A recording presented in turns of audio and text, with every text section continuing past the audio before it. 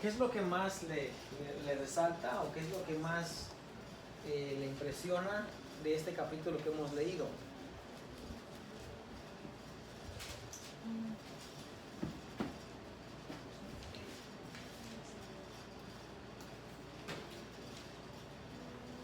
Es todo un capítulo. Hay una serie de acontecimientos que están pasando en este capítulo. Habla de que hay un ser amado, hay uno que traiciona y hay otro que le niega. Pero ¿qué es lo que más llama la atención de todo eso? De que Individualmente, a cada uno. ¿Qué es lo que más que dice, a mí me gusta esta parte? Y no, ok, cuando diga me gusta, no quiere decir me gusta lo que pasó en este momento, sino la narrativa de esta parte. O sea, como historia. ¿Qué es lo que más le llama la atención?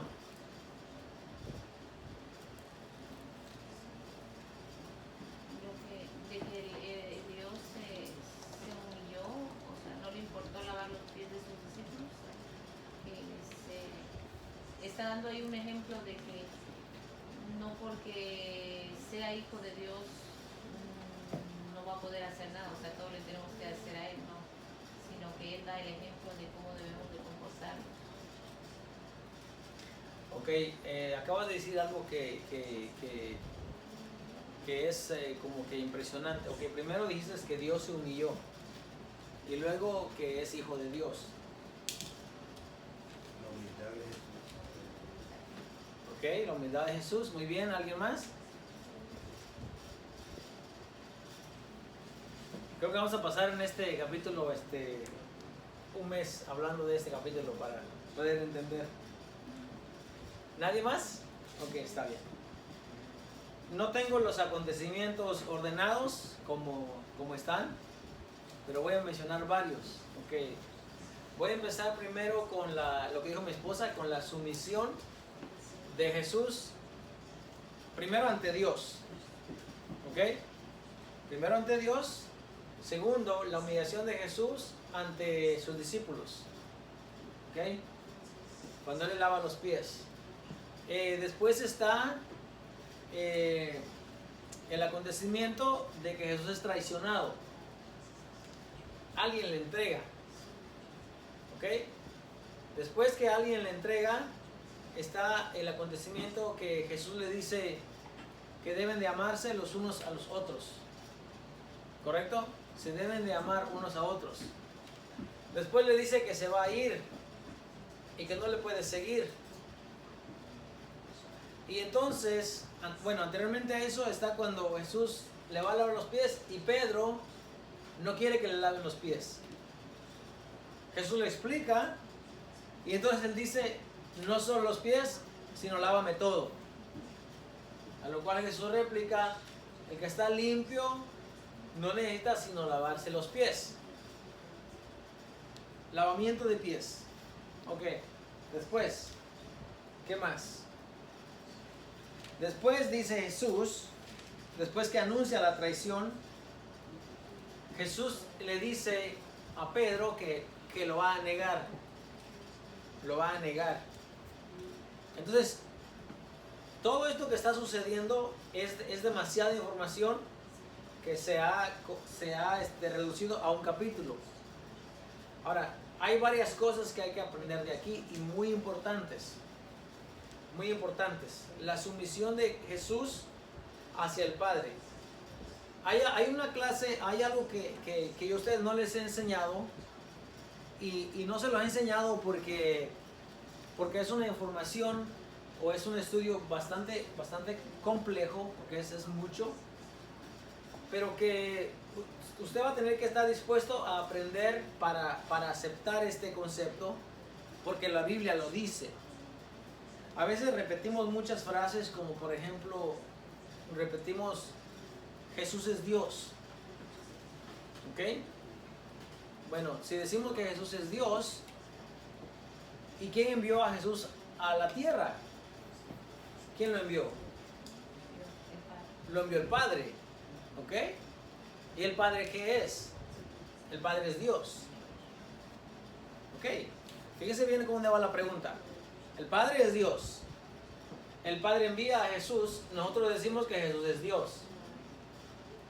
Entonces, ¿cuántos dioses hay? Es uno en dos. ¿Mande? Es uno en dos. ¿Es uno en dos? Bueno, con el Espíritu Santo es tres en uno. Es un solo Dios. Es 3 en 1. Ok, entonces no es...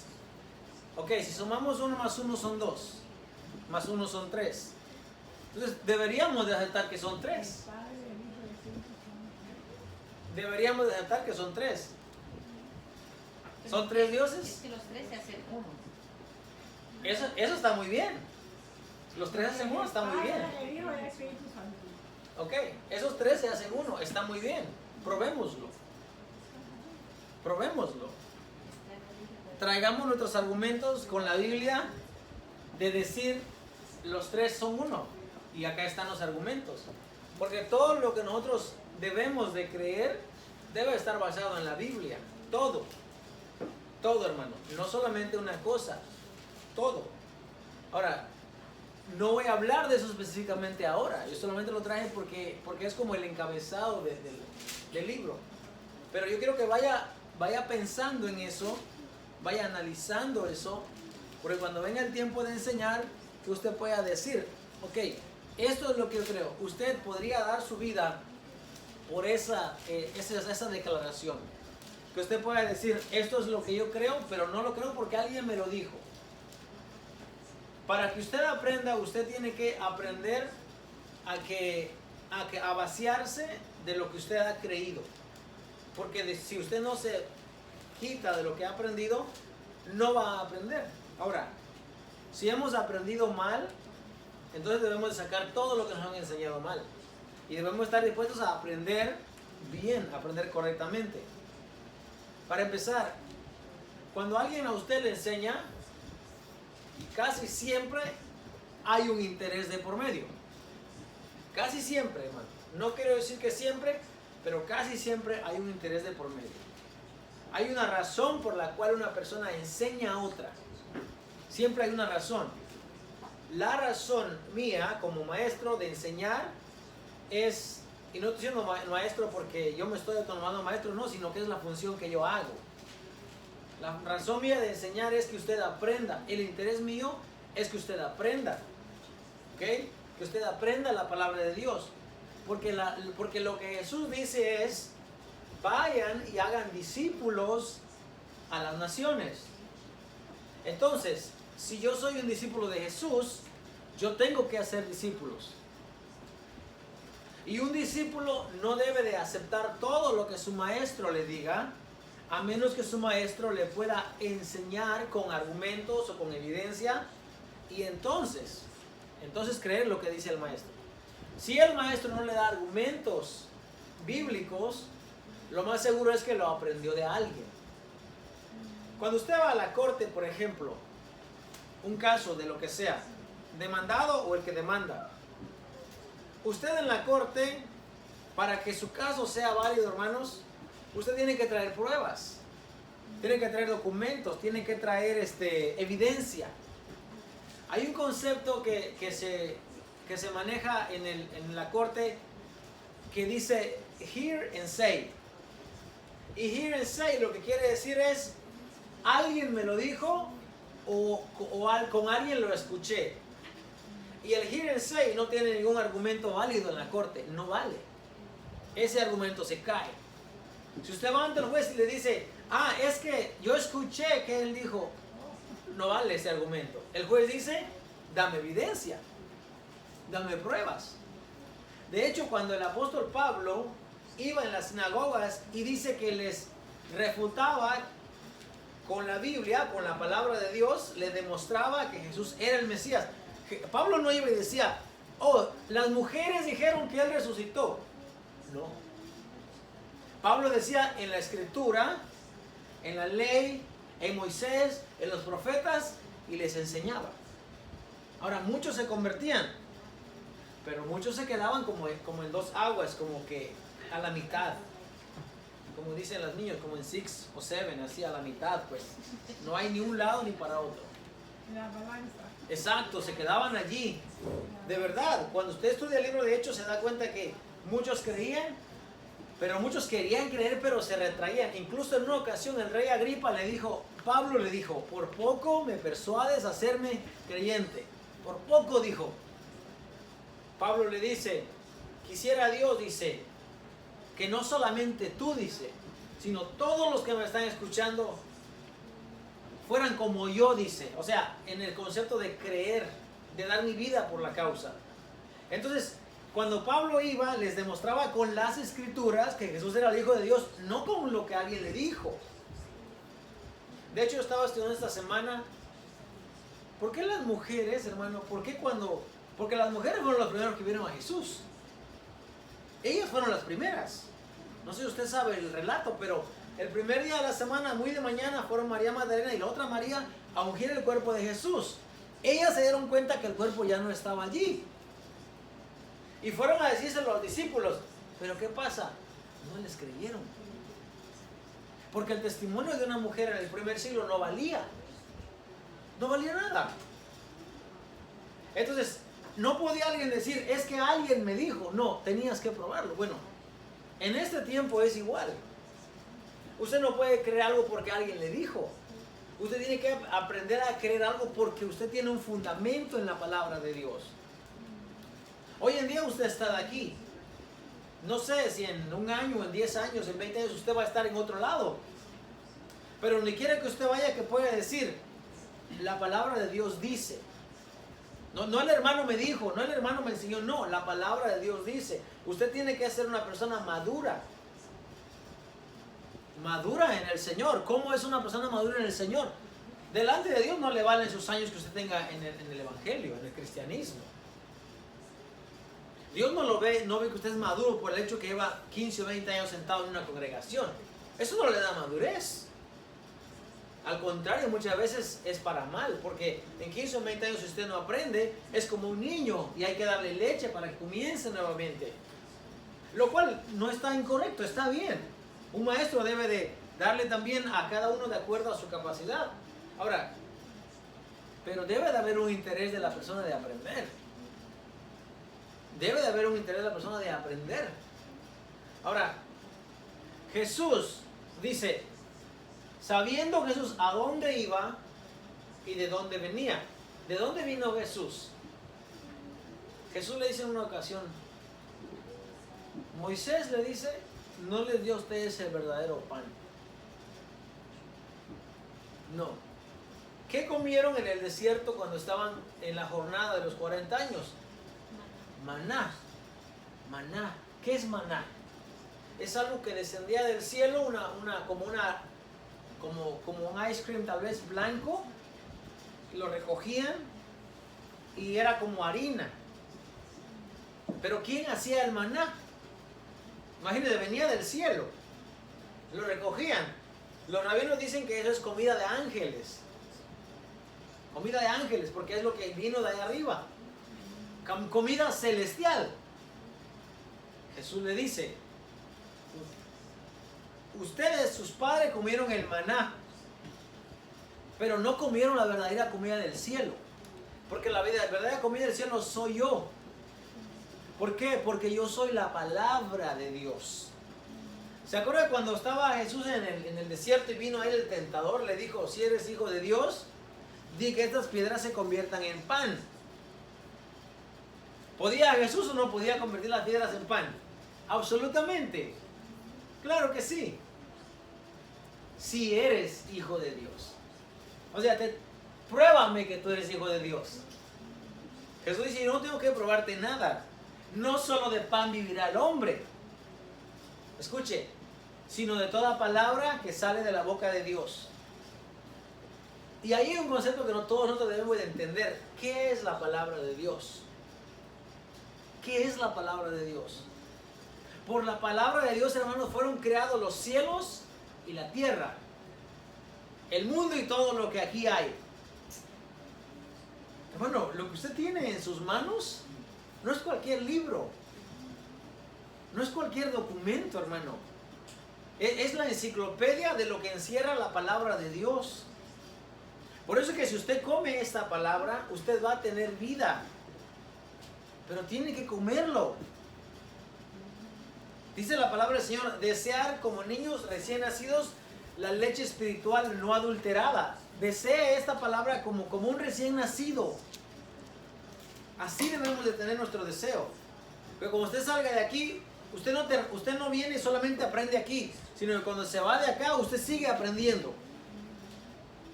Aprenda la palabra de Dios. Entonces Jesús dice, en el capítulo 14 le dice, yo me voy a ir y yo voy a volver nuevamente. ¿Ok? El 20 del 3, el 13:20 dice, de cierto os digo, el que recibe al que yo enviaré, me recibe a mí. Y el que me recibe a mí, recibe al que me envió. Entonces Jesús es un enviado. ¿Quién le envió? Le envió el Padre. Ahora Él dice, así como el Padre me envió, yo también los envío a ustedes. Y el que a ustedes los recibe, dice, me recibe a mí. Por lo tanto, el que me recibe a mí, recibe al Padre. Entonces, aquí está la importancia de ser un enviado. Si usted recibe la palabra que yo le doy, no me está recibiendo a mí. Y aquí es donde mucha gente falla, hermanos. Porque quieren predicar lo de ellos. Quieren predicar su vida, quieren predicar ellos mismos. Y Jesús dice, no. No se trata de que prediques. Hermano, ¿de qué le puede hablar el hermano Juan a usted? Si muchos de ustedes son mayores que yo, ¿de qué le puedo yo hablar? De nada. Es que no se trata de mí, no se trata de enseñar lo que yo sé, lo que yo soy, porque yo no soy nadie. Pero cuando yo tomo mi argumento de la palabra de Dios, entonces yo tengo una autoridad para enseñarle a usted. No mía, sino una autoridad de parte de Dios, porque es su palabra. Yo voy a hablar la palabra de Dios. Y lo que la palabra de Dios me enseña aquí, ¿ok? Es que nosotros debemos de tener deseo de comer la palabra de Dios. Vamos a escuchar unos pasajes en esta mañana. Yo creo que vaya conmigo. Quiero enseñarle algo que estoy seguro que usted no sabe, pero que le va a servir de mucho en su crecimiento en la palabra de Dios.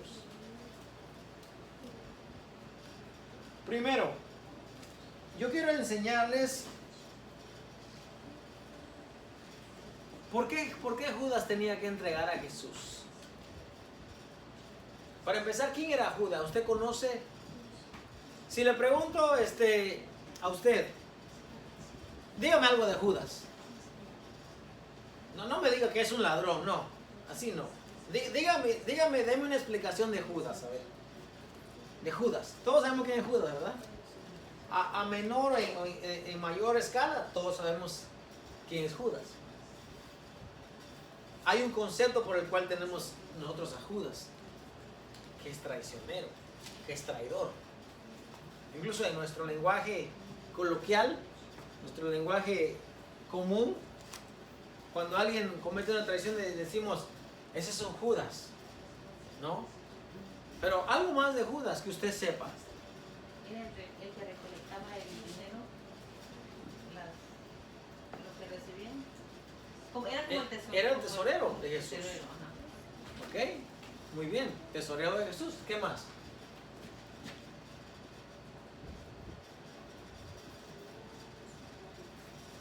Ok, con esto viene una pregunta. Ladrón. Ok.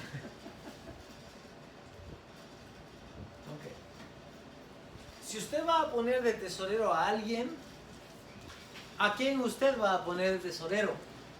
¿Va a poner de tesorero al que no conoce? ¿Verdad que no? Ok. ¿A quién va a poner de tesorero? ¿Usted me pondría de tesorero a mí? Miren, hasta lo están dudando. ¿Qué es tesorero?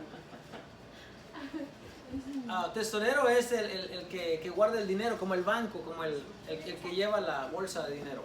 No, yo sería la Tax collector no. No, es the money keeper. The one who carries the bag with money. Money collector. El que guarda el dinero. Ok, si usted va a poner el tesoro a alguien, a ver, ¿va a poner el que usted no conoce o va a poner el que, al que más confianza le tenga? Porque más confianza le tengo. Pues claro, porque va a guardar dinero, ¿no? Y a veces nosotros pensamos que ellos no traían dinero. Le voy a dar un ejemplo. Y nos equivocamos. ¿A cuánto equivale un salario de una persona hoy en día? ¿Cuánto gana una persona promedio hoy en día? 150. ¿Cuánto? 150. ¿$150?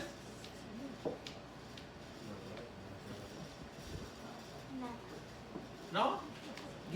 Quítelo, póngale 100. Póngale $100 que gana una persona hoy en día. Multiplique 100 por 300, ¿cuánto le va a dar? 3.000. No. No. 300. Por 10 son 3,000. Por 100 son 30,000. 30,000. ¿Usted no piensa acaso que Judas traía $30,000 en la bolsa o sí lo ha pensado? Traía más. Ah, traía más, pero ¿por qué decimos que traía más? ¿Por qué pensamos que traía más? Oiga, ¿alguien trae $30,000 en la bolsa de allá para acá, de aquí para allá? No. No. Pero Judas traía esa cantidad de dinero y quizás más. Pruébalo con la Biblia, a ver. Fácil. Estaban en la montaña y tenían hambre. Y sus discípulos le dicen, despídalos a cada uno para que vayan y busquen qué comer. Jesús le dice, no, denle ustedes de qué comer. Entonces uno de sus discípulos dice, Señor, 300 denarios de pan no bastaría para que coma toda esta gente. Ve dónde está el milagro. Jesús le dice, denle ustedes de comer. Y sus discípulos lo primero que dicen no es, no hay suficiente dinero. No, dinero hay. Pero 300 denarios de pan no van a alcanzar. Entonces, ¿cuánto dinero traían? Si un denario, un salario equivale a $100, suponga usted.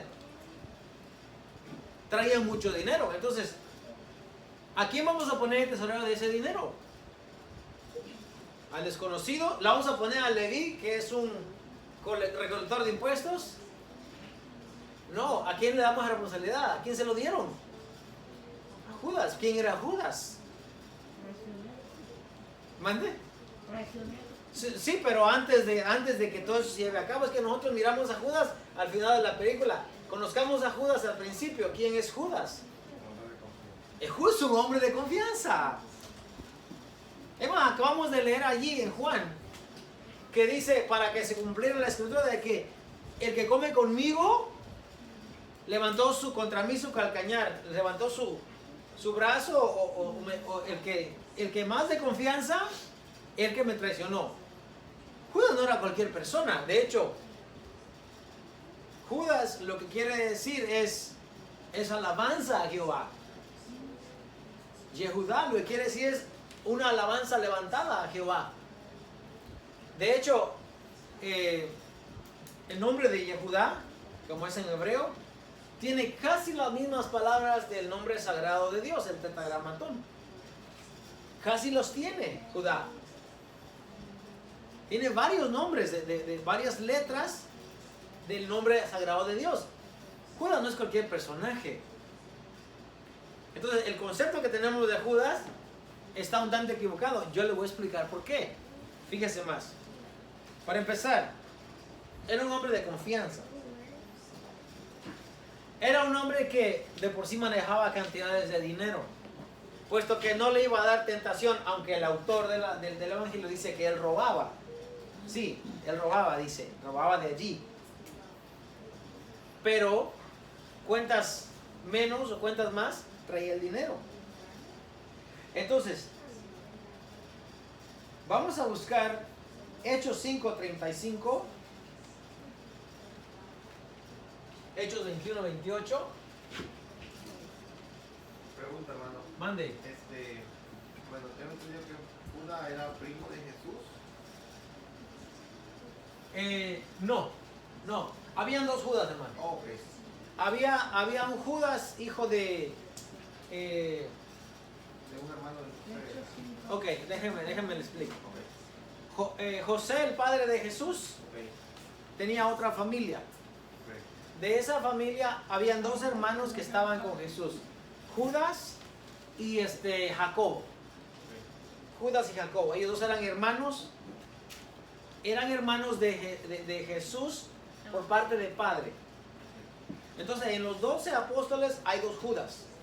De hecho, la carta que tenemos no es de Judas el de Iscariote, el que se ahorcó, el que entregó a Jesús, no. Sino que la carta que tenemos de Judas es del hermano de Jesús, el hermano de Jacobo. Que Jacobo luego es Santiago. Hay como una confusión ahí, pero le voy a explicar.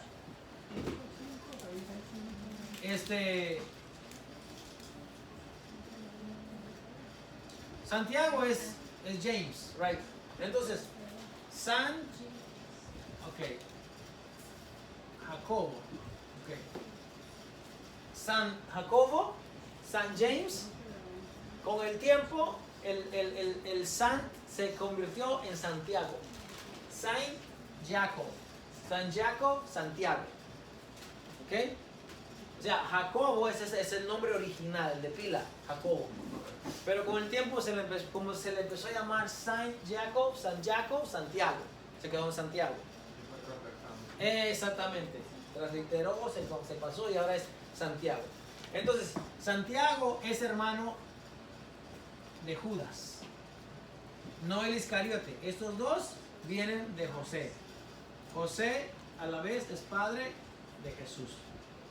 Entonces estos dos son hermanos de Jesús, pero no hermanos de madre, sino hermanos de padre. ¿Ok? Esos son hermanos de Jesús. Jacobo y Judas. ¿Okay? Muy bien. Hechos 5:35 y Hechos 21:28.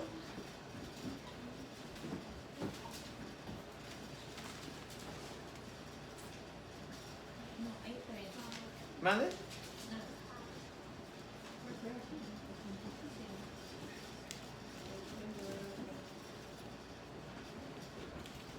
5:35. Dice la palabra del Señor.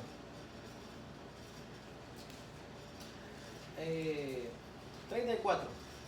Dice, entonces levantándose en el concilio, un fariseo llamado Gamaliel, doctor de la ley, venerado de todo el pueblo, mandó que sacasen fuera por un momento a los apóstoles.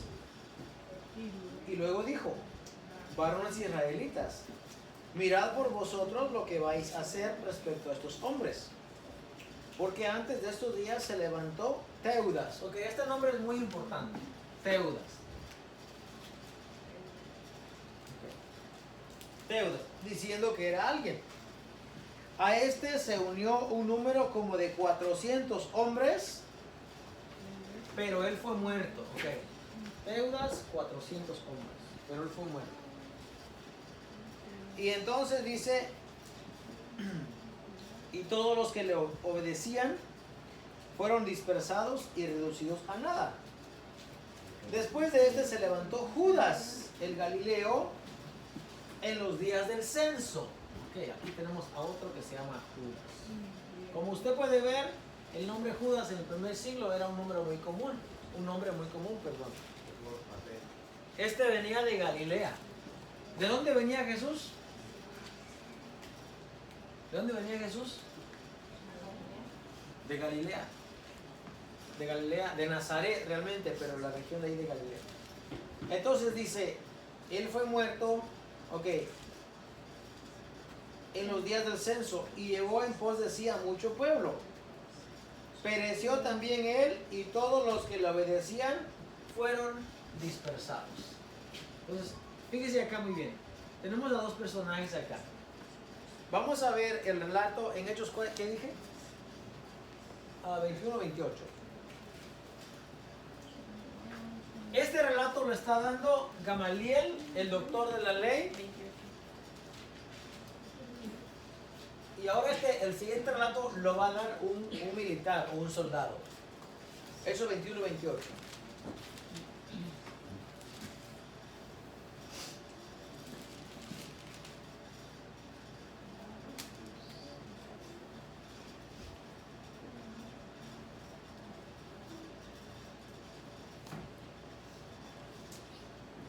Ok.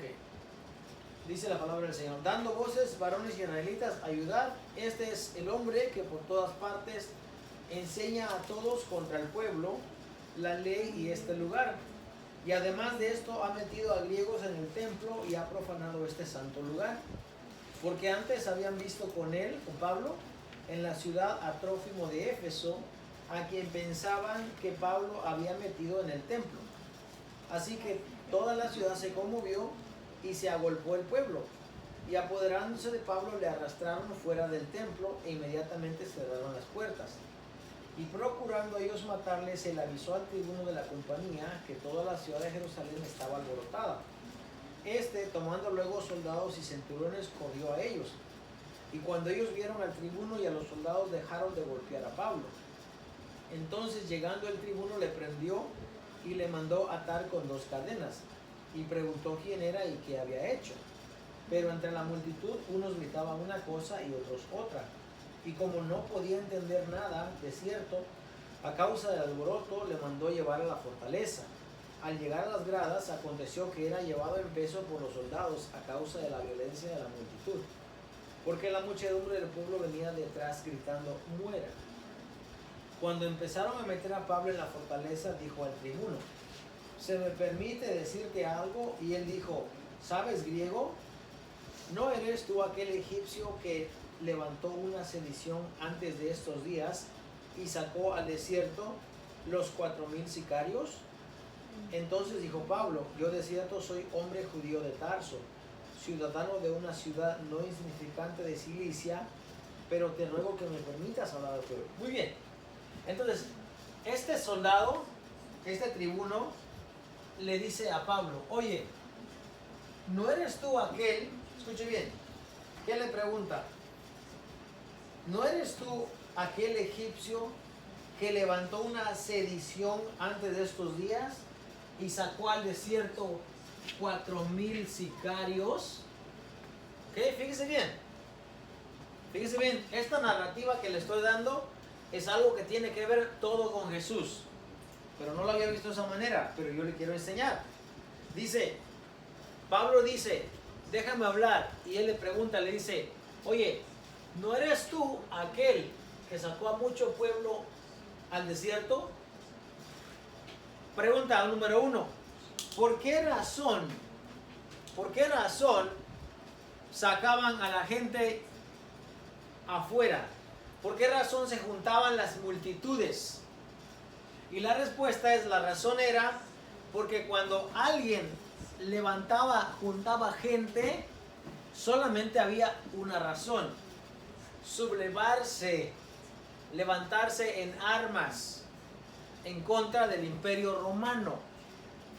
Quiero que usted entienda en estos momentos que Judea, que toda la tierra de Israel, todo el territorio, estaba gobernado, había sido conquistado por los romanos. Los romanos tenían cautiva la ciudad. Entonces, cuando un potencial candidato se levantaba, cuando una persona que tenía las características se levantaba, el pueblo lo seguía. El pueblo lo seguía. Porque miraban o pensaban que esa persona podía ser un libertador para ellos. ¿Cuántos libertadores usted conoce en nuestra historia? A ver, mencióneme a alguien. Un libertador. ¿Sí? ¿Mande? Bolívar. No, no de la Biblia, de nuestra historia. Bolívar. ¿Quién más? Otro libertador, a ver. Otro libertador. Martin Luther King. ¿Puede ser un libertador? O Abraham Lincoln, que abolió la esclavitud. Abraham Lincoln, ok. Así como los que esos, hay más. Hay más. En México, creo que, ¿quién tenemos en México? Miguel Hidalgo. César Chávez fue un accionista, alguien que movió también y hizo bueno, ¿no? También, pero no tanto así como un libertador. Bueno, como esas personas que hemos mencionado como los héroes de la patria que conocemos en nuestros países, de la misma manera el pueblo de Israel estaba esperando que viniera un libertador, ¿ok? Que viniera un libertador. Apoyo en la escritura que buscamos para eso, le voy a decir. Ya miramos una narrativa donde personas se levantaron, que están ahí mismo dentro de la escritura, que querían que realmente ellos, esa persona los libertara. Vamos a regresar al libro de Juan. Vamos a buscar Juan 6:15, Juan 12:19 y Juan 11:49.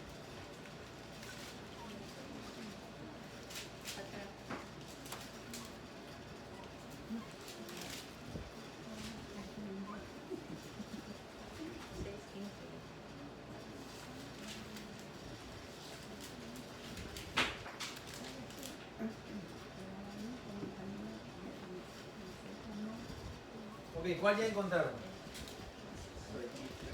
Ok, ¿qué dice hermano 6:15? Pero entendiendo Jesús que iban a venir para apoderarse de él y hacerle rey, volvió a retirarse al monte él solo. Muy bien, fíjese muy bien lo que el hermano acaba de leer. Pero entendiendo Jesús que venían para hacerle rey, volvió a retirarse al monte él solo. Ok, ¿a dónde sacaban la gente o los sicarios o la gente que se iba a levantar en revuelta? Los sacaban afuera, se iban. La narrativa acá dice que Jesús entendió que ellos venían para hacerle rey. Escuchen muy bien. ¿Qué había acontecido antes de que Jesús se diera cuenta de esto? Había alimentado a aquellas 5,000 personas. Ahora, las mujeres no se cuentan, los niños tampoco. O sea que había una multitud enorme que le estaba siguiendo. ¿Ok? Fíjense muy bien cómo va la historia. La gente lo sigue, él los alimenta, Jesús se da cuenta que lo quieren hacer rey y él dice no, y agarra y se va. Jesús se va, porque no quería que le hicieran rey. Miremos ahora Juan 11:49. Bueno, ajá, sí, dele más. Entonces Caifás. Entonces Caifás, uno de ellos, sumo sacerdote aquel año, les dijo: vosotros no sabéis nada. ¿Ok? Siguiente verso, hermano. Ni pensáis que nos conviene que un hombre muera por el pueblo y no que toda la nación perezca. Ok, aquí hay una declaración muy importante, porque este Caifás dice, ustedes no pueden ver el panorama completo, dice él, ustedes no entienden lo que está pasando. Esta serie de acontecimientos vienen porque están viendo en Jesús un posible candidato para sublevarse contra Roma. Por lo menos esa era la idea que los seguidores de Jesús tenían. Ellos pensaban que Jesús iba a ser la persona que se iba a levantar en contra de Roma. Y Caifás lo ve y dice, espérense. Ustedes no se dan cuenta, pero a nosotros nos conviene que muera solamente una persona y no que muera todo el pueblo. Ahora, ¿por qué? ¿Por qué Caifás dice de esta manera? Porque Caifás sabe que si Roma se llega a dar cuenta de que Jesús está levantando gente que le está siguiendo, ¿qué van a hacer los romanos? Van a venir, van a sitiar la ciudad, lo van a aplastar a todos y todos se van a morir. A grandes rasgos eso es lo que sucedió más adelante en el año 70. O sea, la Biblia está aquí y nos está diciendo lo que va a acontecer antes que acontezca. Bueno, déjeme le digo ese dato. Cuando los evangelios se escriben, todo esto ya pasó. Es un evento que ya sucedió. ¿Okay? Todo lo que está escrito no lo escriben en ese momento, lo escriben cuando ya aconteció. Lo puede mirar de atrás para de atrás para adelante, ya pasó. No, de adelante para atrás, ¿cómo es? Cuando ya viste lo que pasó. Los evangelistas describen lo que ya sucedió. Entonces, basado en esto, nos está diciendo que a Jesús lo seguían las multitudes. Nos está diciendo que este sumo sacerdote Caifás dijo, vamos a entregar a uno mejor. Vamos a entregarlo a él. Porque si no lo entregamos a él, todos nos vamos a morir. Ahora, y aquí es donde va a entrar Judas en la escena. ¿Okay? Ahora, fíjense. Juan 12, 19 dice de la siguiente manera. Después que viene a ver a Jesús, a Lázaro. 12, 19 de Juan. Ok. El 12 dice, 12. El siguiente día grandes multitudes, escuche, que habían venido a la fiesta, al oír que Jesús venía a Jerusalén, tomaron ramas de palmera y salieron a recibirle y aclamaban, Hosana, bendito el que viene en el nombre del Señor, el Rey de Israel. Y halló Jesús un asnillo y montó sobre él como está escrito. No temas, hija de Sión, he aquí tu rey viene montado sobre un pollino de asno. Estas cosas no las entendieron sus discípulos al principio, pero cuando Jesús fue glorificado, entonces se acordaron de que estas cosas estaban escritas acerca de él y de que se las habían hecho. Y daba testimonio a la gente que estaba con él cuando Lázaro del sepulcro y le resucitó de los muertos, cuando él llamó, perdón. Por lo cual también había venido la gente a recibirle, porque había oído que él había hecho esta señal. Pero los fariseos dijeron entre sí, ¿ya veis que no conseguís nada? Mirad, el mundo se va tras él. Y esta expresión es muy importante. No sé si usted ha escuchado la expresión que dice, llegó Raimundo y todo el mundo. ¿Qué quiere decir eso? Que llegó mucha gente. ¿Correcto? Ayer decía Ethan, what did you say yesterday when you see a lot of people coming in and pack the whole restaurant, Ethan? Oh, I said everybody in the room wants to be here. Yeah. He said everybody and their mom wants to be here. That means that everybody want to be there. Like a lot of people gather in one place. So, esta expresión que dice, mirad, todo el mundo se va tras él, quiere decir que multitudes iban tras él. ¿Quién es Jesús en el primer siglo? Para los ojos del pueblo, es un candidato para libertad a Roma. Eso es Jesús en el primer siglo. Y aquí es donde Judas entra en la escena. ¿Qué es Judas? El que lleva el dinero. El que colecta el dinero. ¿Ok? Judas es el tesorero. Lleva el dinero. ¿Y qué va a pasar cuando Jesús les dice, uno de ustedes me va a entregar? Escuche, nosotros pensamos, oh, lo va a entregar a la muerte para que sea crucificado. No, eso no es lo que ellos pensaban. Eso no es lo que ellos pensaban. Ellos pensaban, dice, que como él traía el dinero, Jesús le había dicho, compra lo que necesitamos para la fiesta. Pero Jesús le dice, uno de ustedes me va a entregar. Ahora, la pregunta importante es, ¿por qué Judas entregó a Jesús? ¿Por qué lo entregó? ¿O por qué lo vendió? ¿Pero por qué? ¿Por qué lo vendió? 30 monedas de plata es mucho dinero. No, si a ellos no. A los discípulos los estaban buscando. Ellos no estaban. ¿Por qué entregó Judas a Jesús? Mucha gente dice, porque era ambicioso, porque quería más, porque era un ladrón. No, si era ladrón, si hubiera llevado el dinero que tenía, si tenía tanto dinero en la bolsa. O sea, ¿qué son 30 monedas para 300 que él tiene? No se pone usted a pensar. Pero, fíjese esta escena. Judas es el banco. Agarran a Jesús. ¿Por qué Judas no se va con el dinero? ¿Por qué Judas se queda allí? Es más, Judas regresa y regresa el dinero. Y dice, ¿qué dijo él? He pecado e entregué sangre inocente. ¿Cómo relacionamos esa palabra nosotros? ¿Por qué inocente? ¿No se ha puesto a pensar por qué? Porque él dijo, he pecado, le dio remordimiento, le dio se sintió mal de que había entregado a Jesús. Miremos qué pasa en la escena, cómo lo relatan los demás evangelistas. Mira, en Mateo 26, 14, dice de esta manera. Entonces uno de los 12, que se llamaba Judas Iscariote, fue a los principales sacerdotes y les dijo, ¿qué me queréis dar? Y yo os lo entregaré. Y ellos le asignaron 30 piezas de plata. Y desde entonces buscaba oportunidad para entregarle.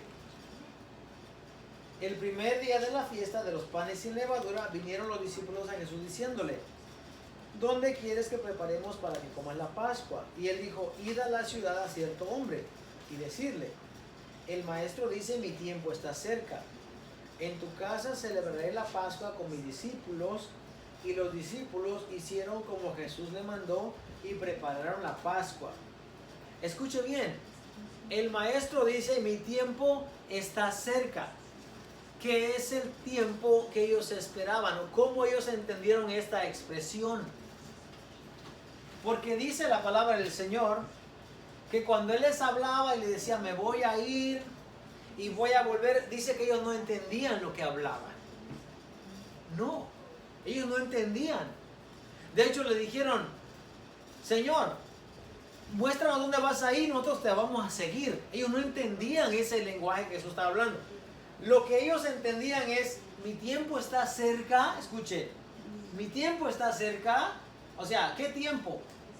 El tiempo de levantarse, el tiempo de pelear, el tiempo de restaurar a Israel. De hecho, cuando Él resucita, en Hechos capítulo 1, el capítulo 1 de Hechos, ellos le preguntan y le dicen, Señor, escuche, esto es después de Jesús resucitado. Señor, ¿vas a restaurar a Israel en este tiempo? O sea, aún después que Jesús resucita, los discípulos tienen esta idea de que el reino de Israel va a ser restaurado. ¿Qué significa restaurado? Darle dominio, darle control a Judea nuevamente. Eso significa. Entonces Judas va y le dice, ¿qué me vas a dar si yo te lo entrego? ¿Qué es lo que está pensando Judas? ¿Qué es lo que tiene Judas en su mente?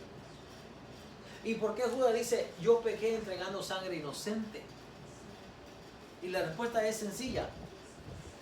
Judas pensaba que Jesús, al estar tomado por el gobierno, Jesús iba a dar la orden y todos en ese momento se iban a levantar. De hecho, escuche, usted sabe que Pedro le cortó la oreja a un hombre, ¿verdad? Un criado del sumo sacerdote, de nombre Malco. Cuando Pedro le corta la oreja, Jesús le dice, Pedro, vuelve la espada a su lugar. Le dice, ¿no piensas que yo puedo pedir a mi Padre legiones? ¿Qué es una legión, hermano? Legión es una palabra utilizada en el primer siglo para referirse a la tropa. Tropa. ¿Qué es lo que usted piensa cuando escucha la palabra ejército? ¿Qué piensa usted? De inmediatamente, ¿qué viene a su mente? ¿Militar? ¿Militar qué? ¿Revolución? ¿Armas? ¿Soldados? Pues lo mismo. Jesús dice, ¿no piensas que yo puedo pedir a mi Padre legiones? Legiones. ¿Qué son legiones? Armamento militar, o sea, gente. Es lo que ellos piensan. Cuando Judas entrega a Jesús, Judas no piensa que va a entregar a un hombre para que lo maten y va a ser el salvador del mundo. Él no está pensando nada de eso. Él está pensando, voy a entregar a este hombre y cuando este hombre lo tengan allá, él da la orden y todos nos levantamos. De hecho, Jesús le dice, vamos a leer acá. En Lucas 22:35, para ir cerrando, Lucas 22:35, esto es visto la historia de otra narrativa en la misma cena del Señor también.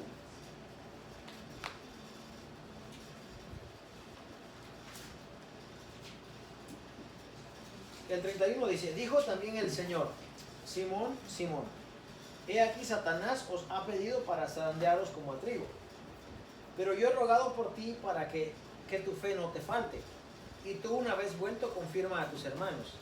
Él le dijo, Señor, dispuesto estoy a ir contigo no solo a la cárcel, sino también a la muerte. Y él le dijo, Pedro, te digo que el gallo no cantará hoy antes que tú me niegues 3 veces que me conoces. Y a ellos dijo, cuando os envié sin bolsa, sin alforja y sin calzado, ¿os faltó algo? Y ellos dijeron, nada. Y él les dijo, pues ahora el que tiene bolsa, tómela, y también la alforja, y el que no tiene espada, venda su capa y compre una. ¿Está escuchando eso? El que no tiene espada, venda su capa y compre una. ¿Qué es la espada? ¿Qué es la espada realmente? Es un instrumento o un arma de guerra que se ocupa para pelear. Yo creo que usted entienda el lenguaje que ellos están utilizando, el concepto con el cual ellos están recibiendo todo lo que Jesús le está diciendo. Se iba aparte solo a orar, se iba afuera. Afuera era donde los sicarios, donde la gente sacaba al ejército, donde ellos se reunían para hacer el plan de ataque. Entonces, cuando Judas entrega a Jesús, él se arrepiente, o sea, él llora. Y él dice, he pecado entregando sangre inocente. ¿Qué es lo que hace inocente a Jesús? Que Judas pensaba que Jesús era el que se iba a levantar en contra del imperio romano. Ellos pensaban que Jesús era el revolucionario. Y en vez de encontrar a un líder que diera la orden y que se levantaran y que pelearan, Jesús no dijo nada. Nada.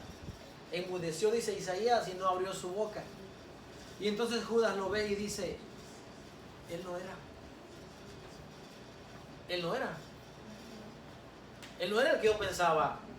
Lo entregué, él es inocente, él nada tiene que ver con los planes que nosotros teníamos o que pensábamos.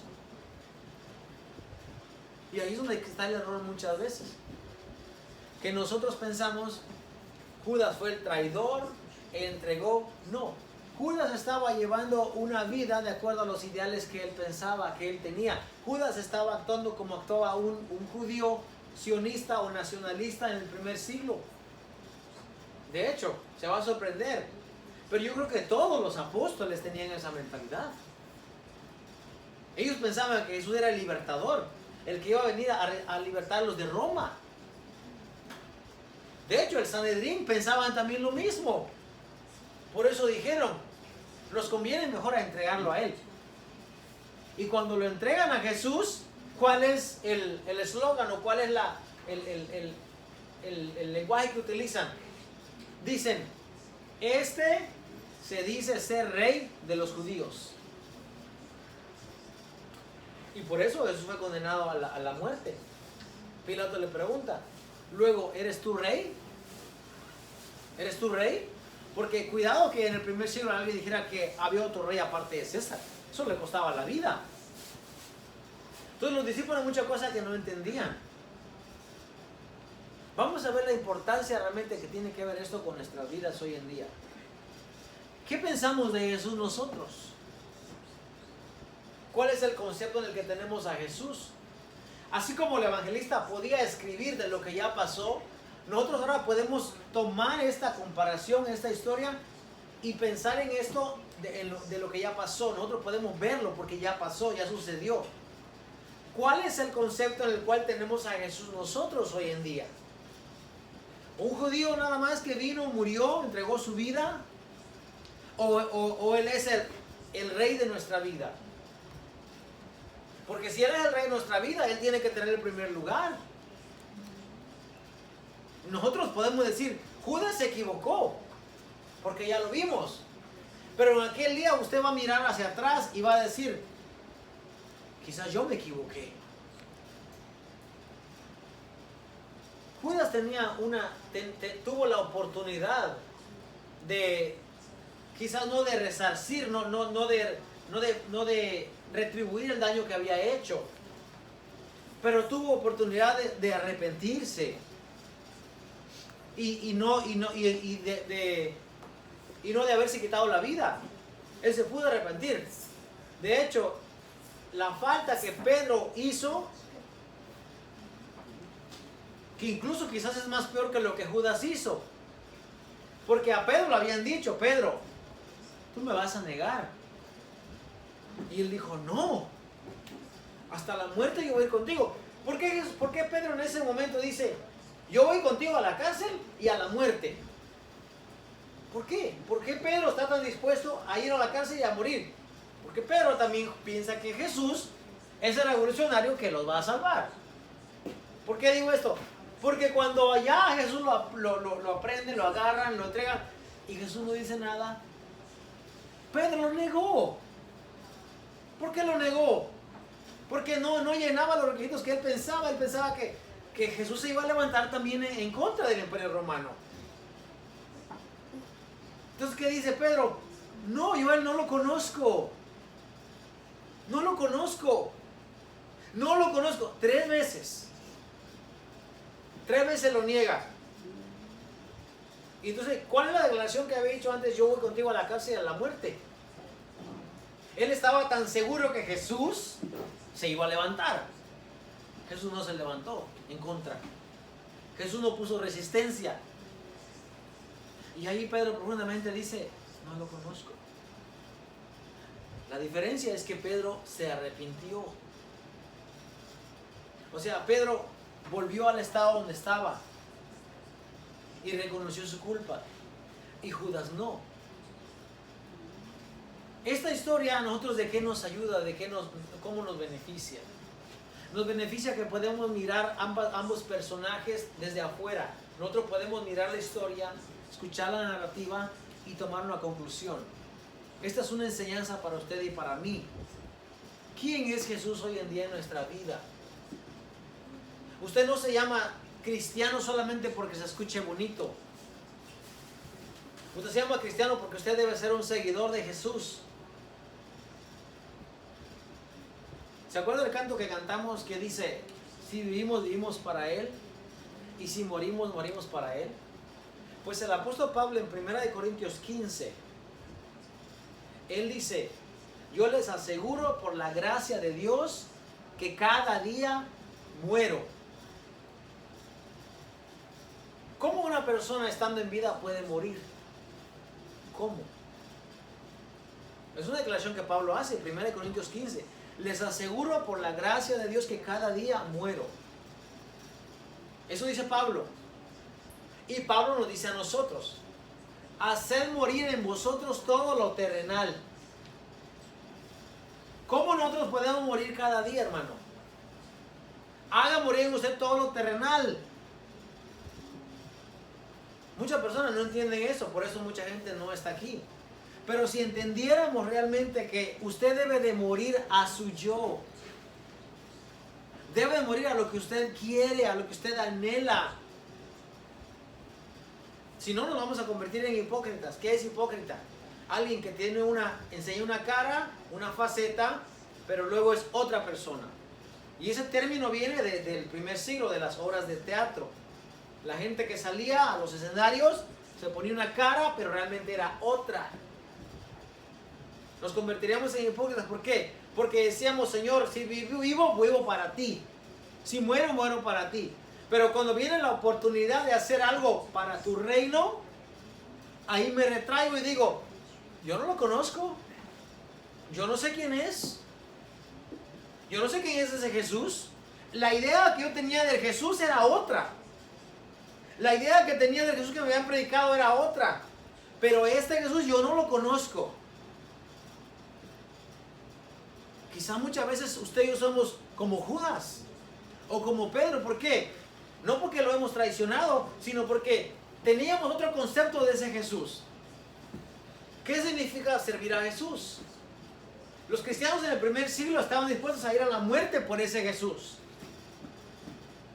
Nosotros hoy en día quizás no nos están persiguiendo para matarnos, porque todavía hay libertad religiosa.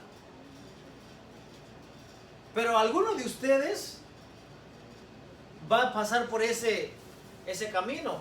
Y si no somos nosotros, van a ser nuestros hijos. Y si no nuestros hijos, los hijos de nuestros hijos.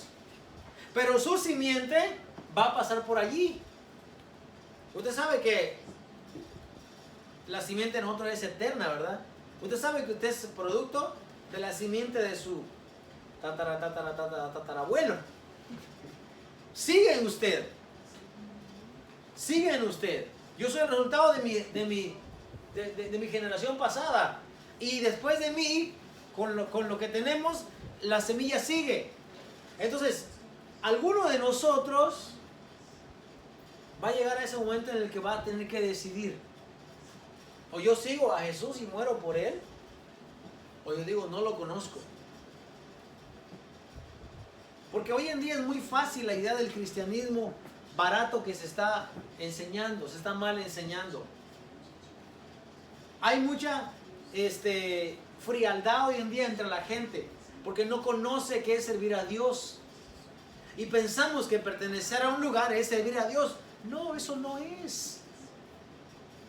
Entonces usted puede pertenecer a una congregación, pero eso no le hace hijo de Dios. Dice Juan 1, que los hijos de Dios no son engendrados de carne, sino engendrados del Espíritu. Porque lo que es nacido de carne, carne es, y lo que es engendrado del Espíritu, Espíritu es. ¿Cuánto espiritualidad hay en nosotros hoy en día? Hermano, es importante que nosotros entendamos que nuestro servicio a Dios no es un servicio que se basa solamente cuando la gente nos ve. No, ahí es fácil. Yo puedo ser cristiano muy fácil aquí delante de ustedes. Obviamente no voy a andar haciendo cosas desordenadas. Pero, ¿qué tal cuando nadie nos ve? Cuando no está el hermano, ni la hermana, ni los hermanos allí. ¿Cómo soy yo con Dios en mi intimidad? ¿Cómo? ¿Cuál es el tipo de cristianismo que vivo cuando estoy solo con Dios? Hermano, debemos de cuidarnos todos. Porque no queremos ser como Pedro. No queremos ser como Judas. De verdad, que la idea o que el concepto que tenemos de Jesús sea el correcto. Si usted decidió servir a Jesús, seguir a Dios, sigamos a Jesús. Y sigamos realmente con el concepto correcto. ¿Qué quiere Jesús de mí? ¿Qué quiere Dios de mí? A veces no sabemos lo que quiere Dios de nosotros. Pero Dios quiere que le sirvamos con todo nuestro corazón. Y cuando hablamos de todo nuestro corazón, es todo, hermanos. Con nuestro tiempo, con nuestro dinero, con nuestra actitud, con nuestra perseverancia, con nuestra solidaridad, con todo, hermano. De hecho, lo que Dios nos ha dado a nosotros, no es de nosotros. No, es de Dios. Nosotros solamente somos administradores. ¿O qué? La cuenta de banco, lo que tenemos el día que partamos de este mundo, ¿lo vamos a llevar? No. Las casas, los carros, no. Ni nuestra ciudadanía la vamos a llevar. Nada de eso. Por eso Tesalonicenses dice, mas nuestra ciudadanía está en los cielos, de donde también esperamos a nuestro Señor y Salvador Jesucristo. No nos encariñemos mucho con lo que hay aquí, hermanos, de verdad. No le pongamos tanto apego a esto de aquí, la verdad.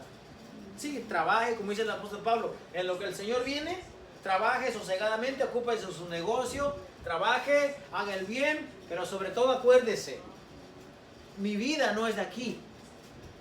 Mi vida no es aquí terrenal. No tanto aquí, no nos preocupemos por hacer, por tener, por querer. No. Aprenda que de los días de la semana que Dios le da, usted tiene que tener un día de sosiego, de paz, de tranquilidad.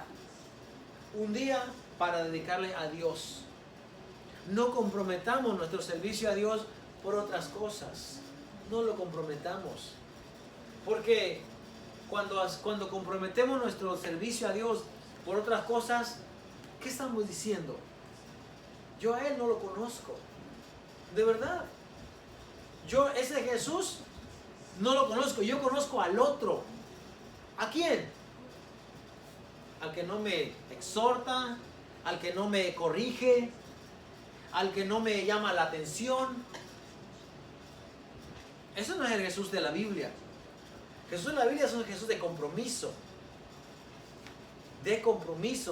de perseverancia. Y la necesidad que hay hoy en día de predicar la palabra de Dios es muy amplia, pero la gente no lo quiere ver. Así que yo gracias a Dios por esa oportunidad que Dios me permite de enseñar su palabra, y gracias por cada uno de ustedes. Esperamos que hayan aprendido algo hoy y que nos sirva de edificación para nuestra vida. Amén. Amén. ¿Alguien tiene una pregunta? Go ahead. You probably have already